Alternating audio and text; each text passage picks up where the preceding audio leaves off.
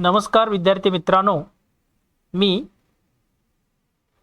प्राध्यापक सिद्धाराम बोरगुंडे, असिस्टंट प्राध्यापक म्हणून JSPMS Bhivrabai Sawant institute of technology and research Wagholi येथे कार्यरत असून मॅथमॅटिक्स हा विषय शिकवतोय। पहिल्या व्हिडिओमध्ये आपण मॅथमॅटिकल लॉजिकचं बेसिक जे पार्ट आहे त्या संदर्भात माहिती घेतलेली आहे आणि या व्हिडिओमध्ये आपण लॉजिकल कनेक्टिव्हचा अभ्यास करणार आहोत। आता पहा लॉजिकल कनेक्टिव्ह्ज कोणते आहेत मॅथमॅटिक्स मध्ये, मॅथमॅटिकल लॉजिक्स मध्ये। ते लॉजिकल कनेक्टिव्ह्ज पाहण्याआधी आपल्याला दोन प्रकारचे जे सेंटेन्स आहेत, स्टेटमेंट्स आहेत, त्याचा अभ्यास करणार आहोत। First one is simple sentence आणि सेकंड आहे कंपाऊंड स्टेटमेंट। सिंपल स्टेटमेंट म्हणजे काय ते पहा। A statement which cannot be split further into the two or more statement is called a simple statement। म्हणजे ज्या स्टेटमेंटचा आणखीन आपल्याला छोट्या स्टेटमेंटमध्ये डिवाइड करता येत नाही असे स्टेटमेंटला काय म्हणायचं, सिंपल स्टेटमेंट्स म्हणायचं। Compound statements, if a statement is the combination of a two or more simple statements then it is called the compound statement. म्हणजे जे काय दोन सिंपल स्टेटमेंट्स आहेत त्या दोन सिंपल स्टेटमेंटचं कॉम्बिनेशन म्हणजे compound statement. Next logical connectives म्हणजे काय ते पहा। Two or more phrases which are used to connect two statements are called the logical connectives। आणि आता या युनिटमध्ये या पार्टमध्ये आपण असे 5 लॉजिकल कनेक्टिव्ह स्टडी करणार आहोत। पहिला आहे अँड, दुसरा आहे ऑर, थर्ड आहे इफ देन आणि फोर्थ आहे इफ अँड ओनली इफ आणि फिफ्थ लॉजिकल कनेक्टिव्ह आहे इफ अँड ओनली नॉट।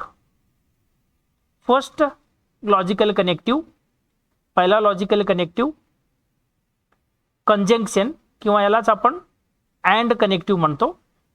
याचं मीनिंग काय पहा। If two statements are combined using the connective and then it is called the conjunction. आणि दुसऱ्या भाषेत सांगायचं झालं तर पहा, if p and Q are the two statements then p and q is called as a conjunction. आणि हे जे कंजंक्शन आहे ते या पद्धतीने दाखवतात, दर्शवितात। It is denoted by p and Q. हे काय सिम्बॉल हे जे आहे ना याला काय म्हणायचं, अँड सिम्बॉल म्हणायचं। It is denoted by p and q आणि हे वाचायचं कसं, पी कंजंक्शन क्यू और p and q. The conjunction p and q is said to be true if and only if both P and q statements are true. The truth value of the conjunction statement is, हे पहा इथं काय दिलेलं आहे, the conjunction p and q is said to be true if and only if both P and Q are true statements. आता truth table of the conjunction. आता हे जे कंजंक्शन कनेक्टिव्ह आहे त्या कंजंक्शन कनेक्टिव्हचं ट्रूथ टेबल काय आहे ते पहा। हे तुम्ही लक्षात ठेवा सर्वांनी, तुम्हाला पुढचे प्रॉब्लेम सॉल्व्ह करण्यासाठी हे माहीत असणं गरजेचं आहे। आता पहिल्या कॉलम मध्ये काय घेऊया आपण, पी स्टेटमेंट आणि दुसऱ्या कॉलम मध्ये क्यू स्टेटमेंट। आणि पी आता इथं पहा 4 पॉसिबिलिटीज आहेत, 2 स्टेटमेंट आहेत आणि ते दोन्ही स्टेटमेंट काय ट्रू फॉल्स। हे जर आपण कॉम्बिनेशन बघितलं तर किती कॉम्बिनेशन्स तयार होतील, 4 कॉम्बिनेशन्स होतील। म्हणजे पहिला ट्रू, दुसरा ट्रू, पहिला ट्रू, दुसरा फॉल्स, पहिला फॉल्स, दुसरा ट्रू आणि दोन्ही पण फॉल्स, असे 4 तुम्हाला पॉसिबिलिटीज मिळतील। आणि हे लिहायचं कसं ट्रूथ टेबल, पी स्टेटमेंटला काय 2 वेळा टी लिहा, 2 वेळा फॉल्स लिहा आणि क्यू स्टेटमेंटसाठी टीएफ लिहा। आणि इकडे अँड साठी काय करायचं पहा, इकडे मागच्या स्लाइडमध्ये आपण पाहिलेलं आहे अँड कधी ट्रू असतोय, जर दोन्ही स्टेटमेंट जर ट्रू असेल पी अँड क्यू तरच P and Q statement true असतं। म्हणून पहिला रो तुम्ही ऑब्झर्व करा, पी ट्रू आहे क्यू ट्रू आहे म्हणजे इथं ट्रू येणार आणि आयदर केसमध्ये काही फॉल्स येतील पी अँड क्यू स्टेटमेंटचं ट्रूथ व्हॅल्यू।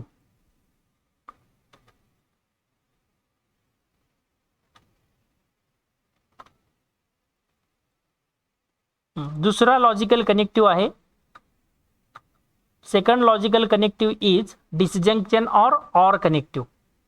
इथं पहा डिसजंक्शन किंवा और कनेक्टिव्हचं आपण स्टडी करणार आहोत। If two statements are combined by using the logical connective or then it is called the disjunction म्हणजे दोन जर सिंपल जे काय स्टेटमेंट्स आहेत ते जर ऑर या कनेक्टिव्हनी जोडलेलं असेल तर त्याला काय म्हणायचं, डिसजंक्शन म्हणायचं.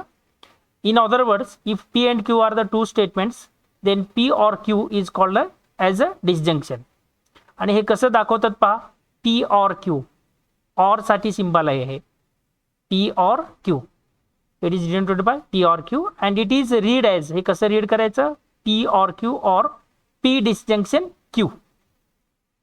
आणि या p disjunction q logical स्टेटमेंटचं truth value काय असेल पहा. त्यासाठी तुम्ही लास्ट स्टेटमेंट रीड करा. This last statement, the disjunction P or Q is false if and only if both P and Q are false.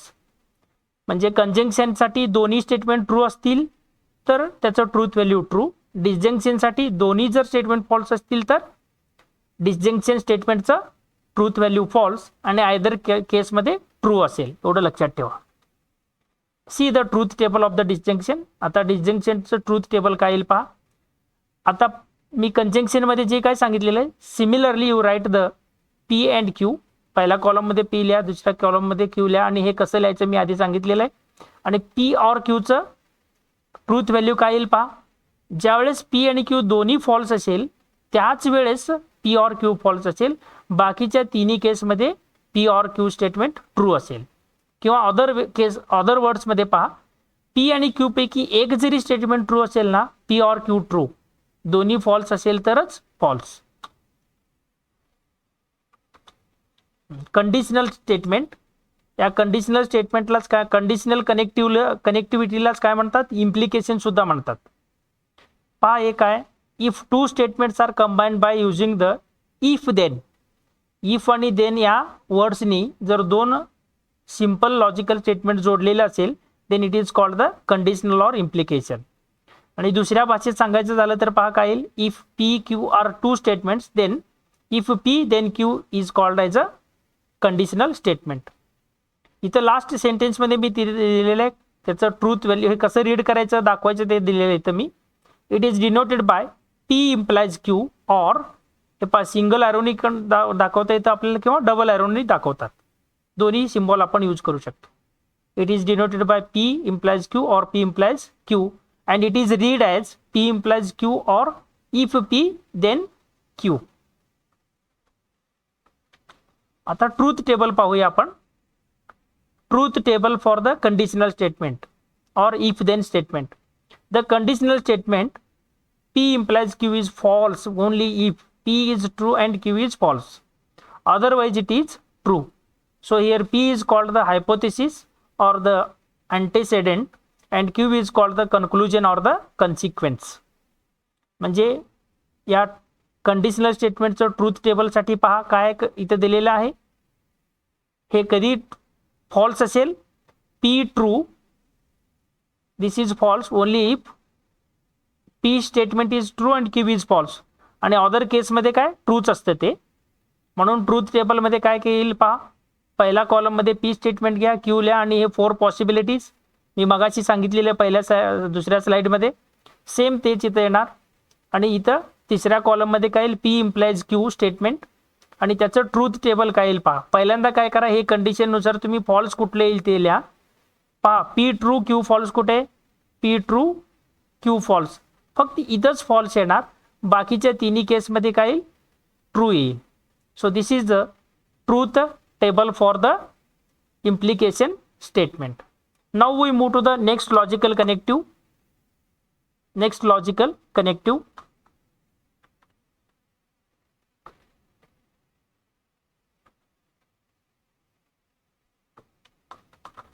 next logical connective is yes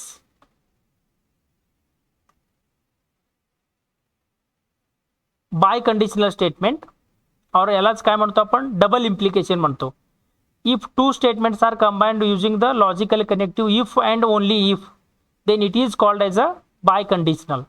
म्हणजे दोन जर simple logical statements if आणि only if या वर्ड्सनी या कनेक्टिव्हनी जर जोडलेलं असेल तर त्याला काय म्हणायचं, बाय कंडिशनल म्हणायचं. In other words, if p and Q are the two statements then p if and only if q is called as a biconditional and it is denoted by, हे कसं दाखवतात पहा, double ॲरोनी दाखवायचं. Single double arrow किंवा double दोन्ही साईडला arrow असेल. अँड आणि रीड कसं करायचं हे, p biconditional q or p if and only if q. Truth table for the biconditional. आता बाय कंडिशनलचं ट्रूथ टेबल आपण पाहणार आहोत. पहा, बाय कंडिशनल स्टेटमेंट कधी ट्रू असेल पहा. The biconditional statement p if and only if q is true if p and q both have the same truth value.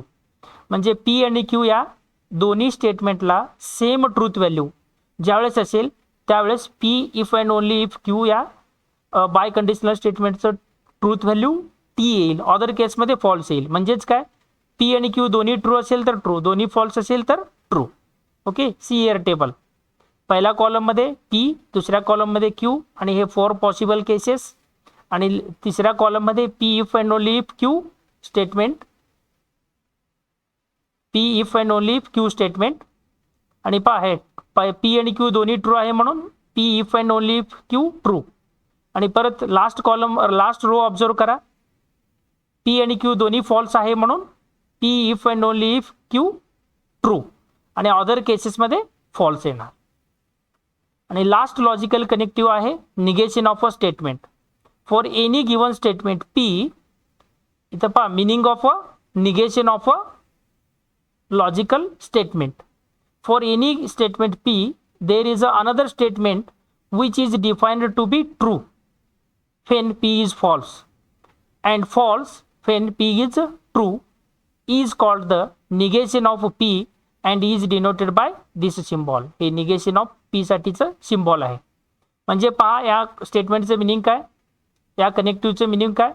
जर एखादं तुमच्याकडे ट्रू स्टेटमेंट असेल तर त्याला फॉल्स स्टेटमेंटमध्ये रूपांतर करता येतं. आणि तुमच्याकडे जर एखादं फॉल्स स्टेटमेंट असेल, चुकीचं असेल, तर त्याला बरोबरमध्ये लिहिता येतं, बरोबर फॉर्ममध्ये. सो ट्रू फॉर्ममध्ये त्याला कन्वर्ट करता येतं. So that is called the negation of a statement. आता ट्रूथ टेबल पहा, truth table for the negation. निगेशनचं ट्रूथ टेबल पहा. निगेशनसाठी दोनच पॉसिबिलिटी आहे. पहिल्या कॉलममध्ये पी स्टेटमेंट, हे पी काय एक ट्रू असेल किंवा दुसरं पॉसिबिलिटी काय असतं, दिलेलं जे स्टेटमेंट आहे ते फॉल्स असेल. आणि दुसऱ्या कॉलममध्ये काय निगेशन. पहा काय येईल इथं, पी जर ट्रू असेल तर त्याचं निगेशन काय येणार, फॉल्स असणार. आणि पी जर फॉल्स असेल तर त्याचं निगेशन काय असेल, ट्रू असणार. See here, truth value of p is T, then truth value of a negation of p is false. Truth value of the statement p is false, then truth value of the negation of p is a true. इथं एक गोष्ट तुम्ही लक्षात ठेवा, here you note that negation of a statement is again the statement itself, that is negation of p is equal to p. म्हणजे एखादं तुमच्याकडे negation, एखादं स्टेटमेंट आहे पी, त्याचं निगेशन घेतलं आणि त्या निगेशनचं आणखीन एकदा जर तुम्ही निगेशन घेतलात, तुम्हाला काय मिळतं, मूळ स्टेटमेंट मिळतो. You will get the original statement. अशा प्रकारे या व्हिडिओच्या माध्यमातून आपण जे काय लॉजिकल मॅथमॅटिकल लॉजिकमध्ये 5 महत्त्वाचे लॉजिकल कनेक्टिव्ज आहेत, and, or, if, then, if and only if आणि निगेशन, या 5 लॉजिकल कनेक्टिव्हचा इथं आपण अभ्यास केलेला आहे. Okay, thank you very much.